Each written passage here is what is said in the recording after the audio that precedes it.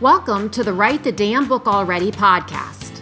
My name is Elizabeth Lyons. I'm a 5-time author, and I teach people how to write and publish powerful, thought-provoking nonfiction and memoir without overthinking or getting caught up in extreme overwhelm. Because your story and message matter, and it's about to become someone's very favorite resource. For more book writing, publishing, and how the heck do I move through this glitch tips and solutions, and plenty of free resources, visit publishaprofitableBook.com. Well, hello, and welcome to this next episode of Write the Damn Book Already. I was thrilled to get to interview Emily Lynn Paulson in advance of the release of her second book titled Hey Hun, Sales, Sisterhood, Supremacy, and the Other Lies Behind Multi-Level Marketing.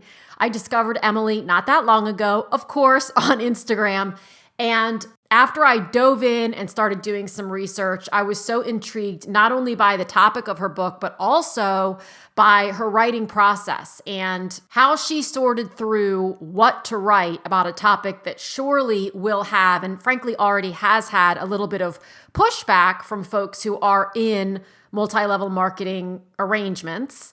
And full disclosure, I was in one once too. So I tell that story a little bit toward the end of the podcast.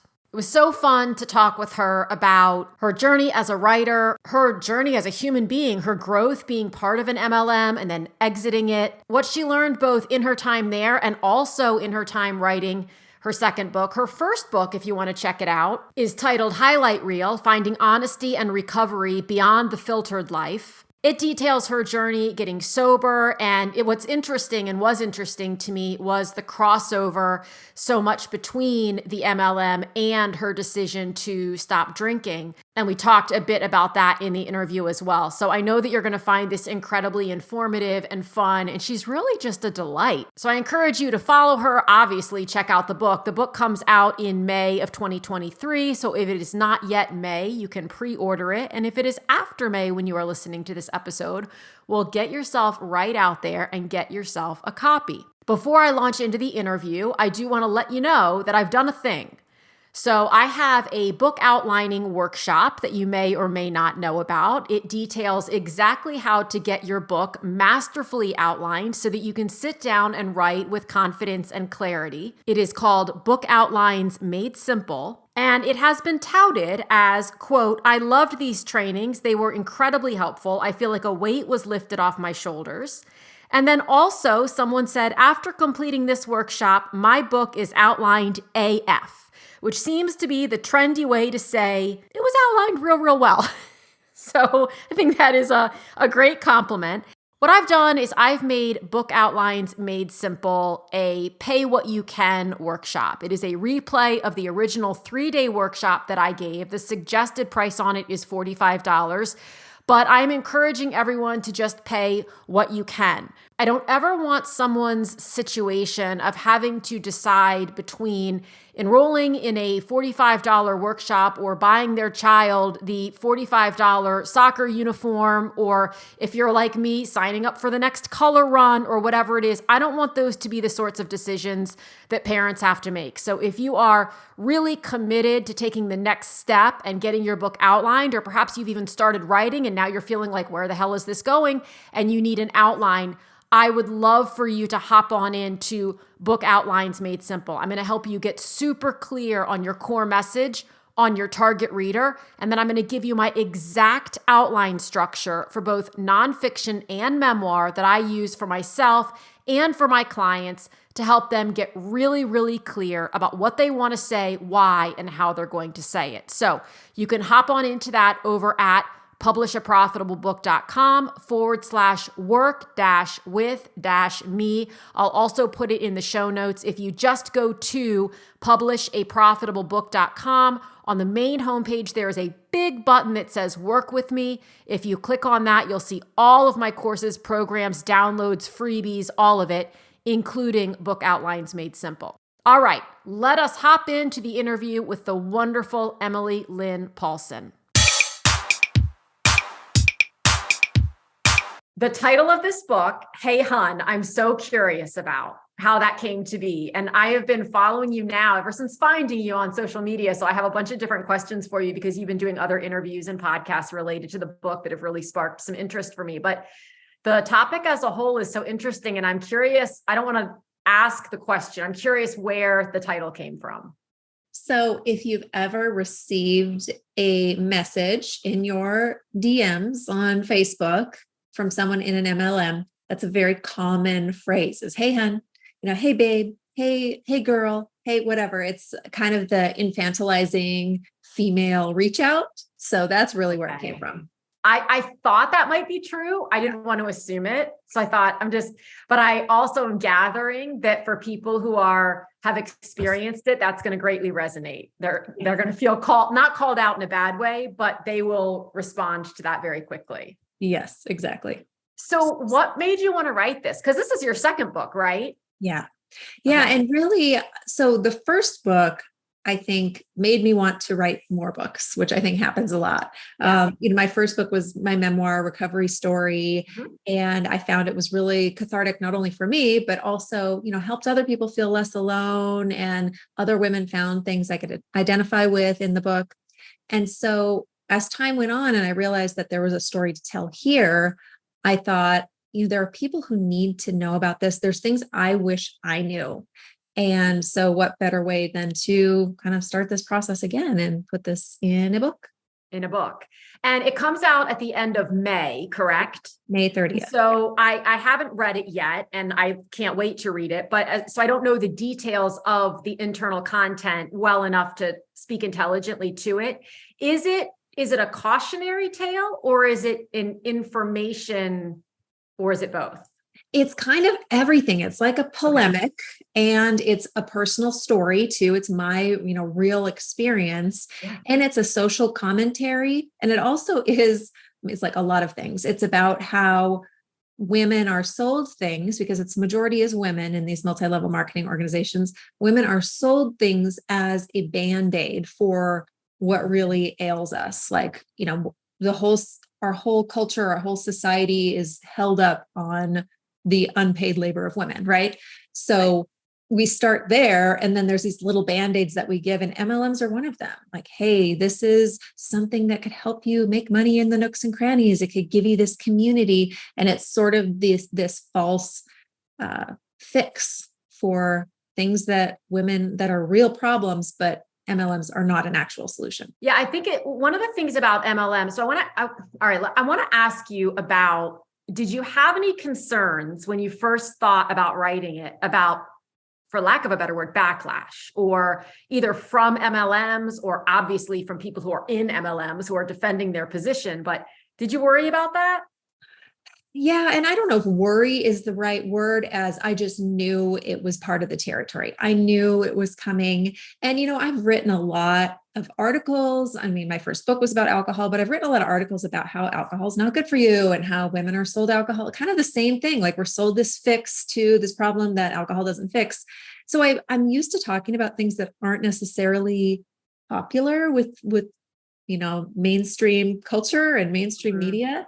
So I think I just knew what to expect. And also being in an MLM, knowing how I would have reacted to a book like this being written really helped me kind of get a better sense of what I felt comfortable saying and what I didn't feel comfortable saying. And that's one reason that I actually don't name the particular company I was in the book. It's a general outlook. And for one, because I wanted to be more honest and, protect people's identities. I changed all the identities of people in the book. They're all composite characters. But I also wanted to make it very clear that this is a systemic problem. This is a problem with MLM structures in general. It wasn't just the one I was in. It wasn't just my unique experience. To globalize it a little bit so that people couldn't say, oh, hey, you're picking on me personally. You're picking on my company personally. It's a more global look at it. What do you think, and this is a hypothetical, but what do you think would have happened if someone else had written this book when you were in the very beginning stages of getting involved in the MLM that you were in? If it was at the very beginning when I had those little red flag thoughts, I might have paid attention to them a little bit more. Yeah. Now, if I had read it 3 years in, I would have, thrown it in a volcano. I wouldn't have been open to hearing about it. So, and that's really part of that coercive control that's really built into multi-level marketing is you're not really supposed to read anything that quote unquote haters say. You're not supposed to look at information outside of the organization, because then you might be swayed to not want to be in the organization anymore. And that would be bad for the infamous upline. I was listening to a podcast you on yesterday. You weren't on it yesterday, but I was listening to it yesterday. And for the life of me right now, I cannot remember it. Although if you said it, I would say, yes, that's it. And I was so fascinated. You were talking about kind of how as you climbed the ladder, you were a bit impervious to anybody else's opinion about, you were all in. Oh yeah. You were all in until you started to realize, wait a minute, at this level, people are getting richer and richer at the expense of the people who are having to invest every single month and not making back their money. Right. And it was interesting to me to hear that part of your journey. Yeah, there's a lot of cognitive dissonance that is sometimes easier. It's easier to believe what you have always believed from the beginning, or what you've been told, or what you've been telling people. And when you see that the reality doesn't match that, it's still easier to stay in that place where you're like, well, it's working for me. I'm not going to look over here. I'm not going to look behind the curtain. And that's really what keeps people stuck, is first that cognitive dissonance that, the statistics are out there. All the research I've done, like anybody can find this information about that MLMs have a 99% failure rate. And it's out there. It's just that nobody wants to look at that. They want to look at the few people at the top who have the shiny cars and the bling and all the stuff, and hope that they can be there. So it's this preying on the hope that will drown out any cognitive dissonance that's there. Is it still true? I had read once that MLMs have produced the largest number of millionaires. No. So this is what happens is that's what they sell you a little bit. Yes. So it's this game of telephone. So the true statistic, it has not produced the most millionaires. And that's even Googleable. Like you Google it and you look in the first, you look who's posting those things, and they're false statistics from like an MLM page. When you really dig, like that's not a true statistic. But this is what happens. It's this crazy game of telephone where let's see, there's one statistic, and this is a true statistic. It's like, of women who make more than $100,000 a year in multi-level marketing, 80% are women, which, okay, that doesn't say how many people make that much money, but 80% of them are women, which most people in MLMs are women. But the game of telephone that happens now, this statistic you'll see floating around, and if you look for it, you can find it on Facebook probably right now, is that 80% of people who make over $100,000 a year are in network marketing. So they've switched the words around to be a completely untrue statement, because that's not true, because 80% of women, like that's impossible, because again, 90% don't make over $5,000 a year. Right. So it's these statistics, when you read those kind of things, it's like there was probably truth somewhere, that there's the most millionaires maybe who are in this certain tax bracket or something, or, have been in an MLM before. There's probably some grain of truth that started this game of telephone where that statistic came out, because that's not a true statistic. Yeah. It gets skewed somewhere along the way to serve whomever it needs to serve. Yep. So when you were thinking about why you wanted to write the book, just beyond the creativity and wanting to write another book, did you have a specific, I want this to help people fill in the blank, or I want this to help me fill in the blank, yourself or something else that you're doing? What was your... Yeah. I really looked at who was I when I joined, and I looked at who are the people who have joined me, who are the people who I targeted to join, and what should I have known? What should they know? And Mhm. again, it ultimately came down to the fact that I was in a place where I was really looking for something else outside of myself. Like I was looking for community, I was looking for something, and I was trying to make this fit all of those things. And it comes down to a lot of women are just looking for something that's not there because we ultimately don't have all the resources we need. Right. Right. And so for me, it was saying to everyone who's joined an MLM, like, hey, you joined for good intentions. You joined because X, Y, and Z reason. You wanted to help your family. You wanted to help yourself. You wanted to help your friends. But here's what really happens. This is what's really true. And this is what your MLM will not tell you. And this is what your upline will not tell you. Again, it's to have informed consent and not to say, hey, you're an MLM, you're a crappy person, you're a scammer. I love people who are in MLMs. Like I understand them on a really deep level, but Yeah. just to say like this is the reality that maybe you're not willing to look at. So tell me a little bit about your writing process. Did you pitch it first? Did you like what was your thought process in terms of how you wanted to get it published and then how you ended up putting the whole thing together? Yeah. So I started, obviously I was a writer, I've always been a person who's written. I've always had a journal, and that's how my first book came about. Cause all of a sudden when I was going through, how did I get to this place in recovery? And I was writing through all of the challenges I'd gone through and trying to figure out where to go to next. I ended up with 80,000 words, and Yeah. they turn into a book. And so I just continued to do that. I journal. And as I was untethering myself from this organization, I was listing reasons like why it was good, why it was bad, like pros and cons. And the list of reasons that I couldn't stay anymore was much longer. And so I kind of had this running chronology of here's what I saw, here's how it didn't match up, here's what I've been telling people, here's what really happens. And so I kind of started out with just like a Google Doc of like statistics and a stream of consciousness. And from there, I could pick up themes. And I started thinking of like chapter names, which that was like a really fun process for me, was Yeah. thinking chapter names Yes. and then organizing things. And okay, here's the really important things I wish I would have known. Here's kind of the chronology. And then from that, I put together a book proposal and shopped Okay. that around. Yeah. Okay. So you didn't, it's so interesting for me to talk with people about, did you start with a formal outline and how formal was it? Or did you just free flow it? Because if there is no, in my opinion, there's no right or wrong, except wrong is what's not working.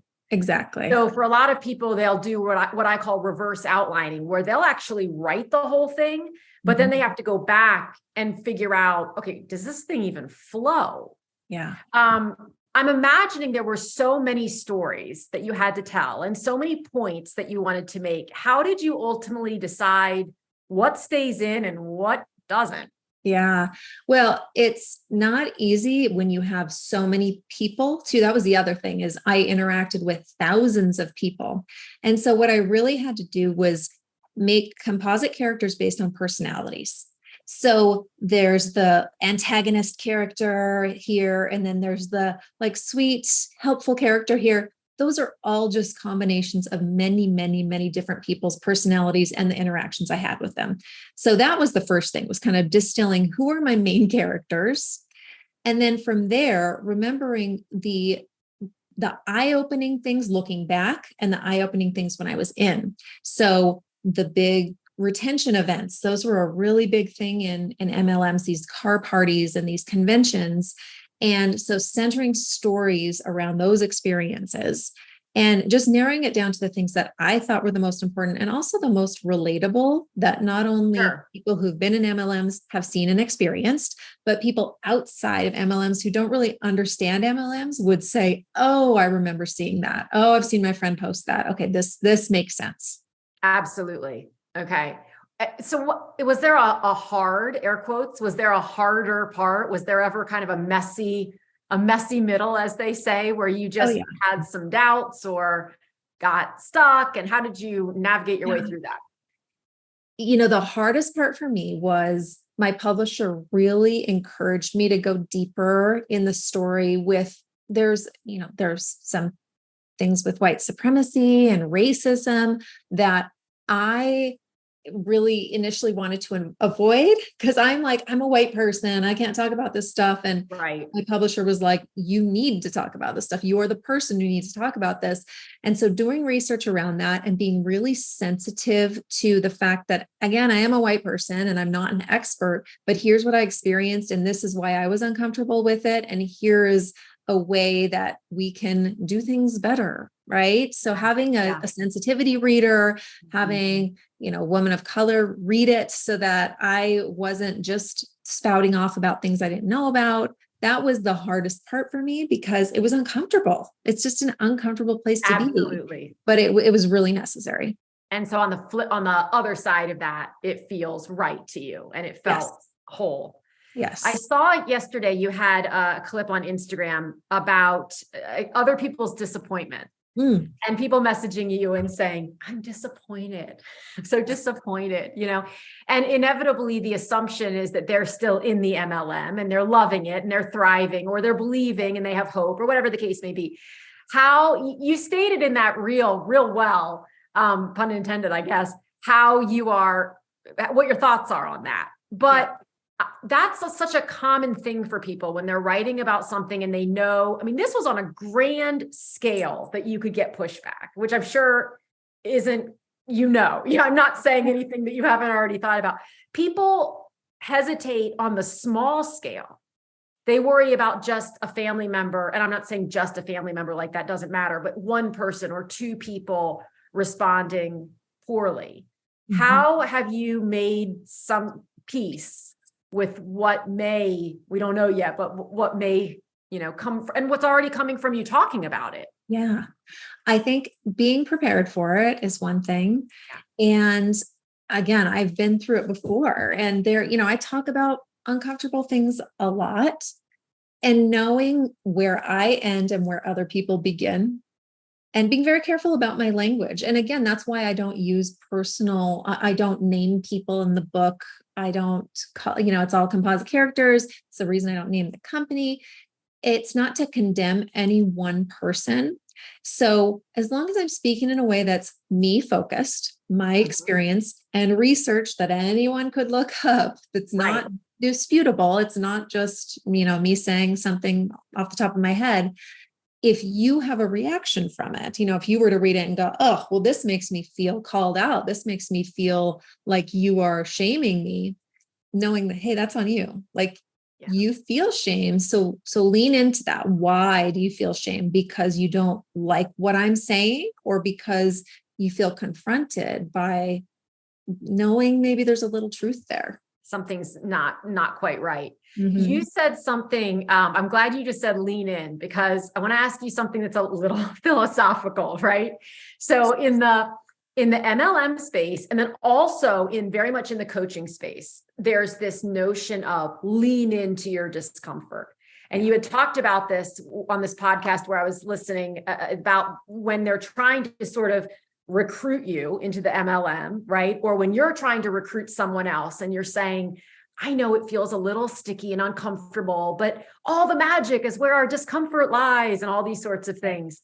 And I'm curious how you discern the difference between the times when leaning into your discomfort is a good thing and it's about your growth and it truly is about taking a next step in your evolution. And when you're, I guess, being pushed to question, am I fill in the blank enough? Oh, maybe I'm not willing to be uncomfortable enough. And I should be. So I'm going to do this thing that doesn't feel quite right. Yeah, that's a really good question. And I think it is something that's hard to, for lack of a better word, deprogram when you've been in an MLM. That I think the important thing is asking yourself, what's the goal and what are the things I'm doing and what's the harm associated, right? So if you're a person who, hey, I want to run a marathon, you're going to be uncomfortable. Nobody questions that, right? But what's the discomfort? Your muscles, because they're getting stronger. Maybe your time's a little more limited because you're training so much and you've got this goal of running this race and eventually the race is over and then you can decide what to do after that, right? But when you're talking about an MLM, okay, what's the discomfort? Well, I'm not comfortable reaching out to strangers. Okay. What's the discomfort there? Well, because that's uncomfortable, because it's something you don't feel like you should do because it's uncomfortable for them, it's uncomfortable for you. And what's the goal? The goal is their financial gain. The person asking you to do that. Yes. It's their financial gain. So I think the way to discern that is it for my growth? Is it really for my growth? Or is it for somebody else's growth? And what's the harm there? Well, the harm is I could offend somebody. I could make someone block me on Facebook. Those don't sound like big things, but there's a huge difference between leaning into discomfort that's actually making growth happen and leaning into discomfort that's just lining someone's pockets. And the finances of it, this is where it gets really tricky for me. And it's something I've been thinking about a lot for the past year and discussing with some of my, my friends and my peers in the coaching space is exactly as you said, this notion of make big investments with an MLM. For the most part, I certainly don't know about all of them, but I joined one. I mean, let me just say, it was probably 15 years ago, and I won't say which one it was, but I joined. It's not around anymore. Yeah. But it all seemed, famous last words, too good to be true. Yeah. But the thing was that every month you were required to purchase a certain amount of product. And before we knew it, our closet was full of this product. And it felt so yuck to try to be proving to other people that they should be investing their money to buy this product, when not only was I not sure, it wasn't like we had millions of dollars just lying around to invest. And the people who we were asking to invest, I did it with my then husband, the people who we were asking to invest, they didn't either. Right. And so yes, if you have millions of dollars lying around and you want to invest in $100,000 coach, as an example, I mean, go forth. If you aren't sure where your next meal is coming from, but you're sold this idea that you need to do this is how you grow, by making these massive, uncomfortable leaps, it does a lot of damage. It does. And again, it's that meritocracy. It's like, if you wanted it, you would do it. You would do these things. You would sell something on eBay so you could have the money to buy this business kit or whatever. And that is the reason, just what you described, why the people who do well, the very few people who do well, they have money, they have resources, they have a huge network with money. So you might go in, you might do okay, you might make your money back, but if you don't have the money for it and you're taking out a credit card, and all of your friends don't have money, like, you're not going to go anywhere. It's just economics. And I think for a lot of people who I've spoken with, because I mean, I swear we all know we've either been in an MLM or we know someone who's been in an MLM. And it created, for the people I know, I can only speak for myself, some discord between them and the friend. I mean, even though we want to own our be responsible for our own choices, it was like, oh my gosh, you got me into this thing. And now what do I do? Right. And just the new mom thing. That's when I wasn't a new mom when I got involved, but I still had young enough kids. I just so badly wanted something outside of that and that community of other women. I remember one time I was in Austin for an event, and when we landed at the airport, the baggage claim was, overrun by women wearing all the same shirt. And it was for Origami Owl, which is neither here. I will just always remember this. I don't know anything about I don't even know if it still exists, but that's who was there. And I remember asking one of the women, like, what is this? Who are you? And she told me, and I was looking around and seeing all the camaraderie, and I'll admit it was attractive. Mm-hmm.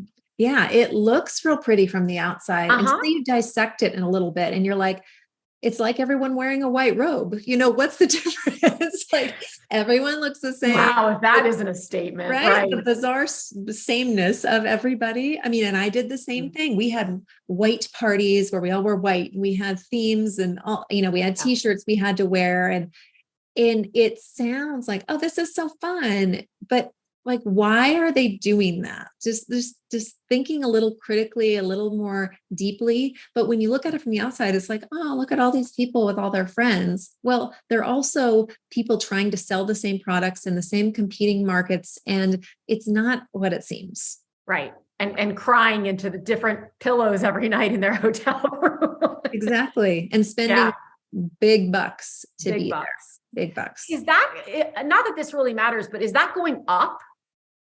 The number, like the amount of money that people are having to invest. I mean, I remember back in the day when I was a child, in the 1800s, my mom sold Tupperware. I mean, that was how she put my sister and I through the school that she put us through. Yeah. So the concept, Arbonne, right? The concept has been around since forever. And I'm very intrigued to see once the conversation starts. It's so interesting to me, with your previous book, there's so much talk right now around sober curious, the concept of being sober curious or just being sober. And I see it a lot in the business space because people, even the MLMs, right? Everything starts with a cocktail. In the business world, it's like, let's go to happy hour and talk about this deal over drinks. And so people who get to a certain level in business or are trying to understandably think, can I do this without drinking? Yeah. Will I look not great if I go to the bar and order a Sprite? Will I not have trust with my new colleague if he orders the bourbon and I order a Sprite or whatever the case may be? It's a bonding thing.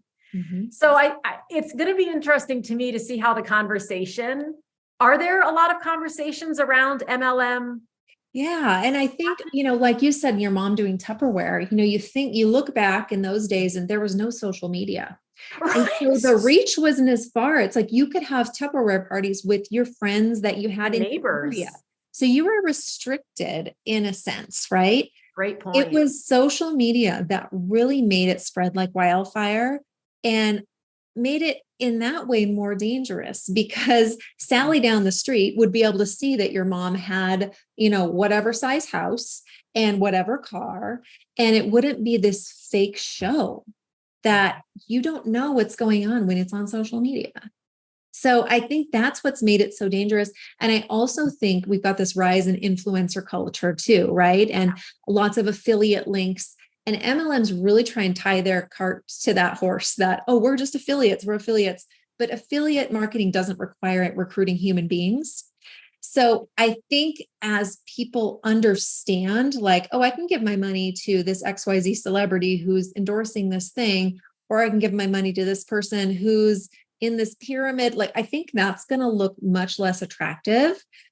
There's also more available nowadays. There's more, you can click a button and there's skincare and supplements and everything. Like, you don't have to buy from an MLM anymore. Whereas that used to be kind of what was locally available. Yeah. So I do think, they're on the decrease. I think there's so much politically tied up into them and financially tied up into them. I don't know that they'll ever go away, but they're going to try and camouflage themselves as something else. Popular right now. Exactly. That's so interesting. What are you most excited about with the book coming out? Honestly, I'm just excited to continue to hear feedback from people who feel seen.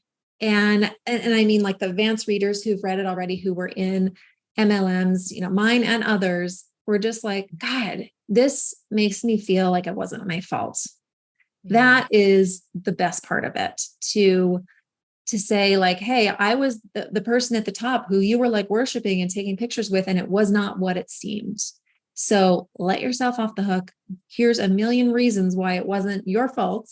Here's a million reasons why it's a flawed system and it's not you. And a million reasons why you got in and thinking you were doing a great thing. You had great intentions. Great intentions. Yeah. Right.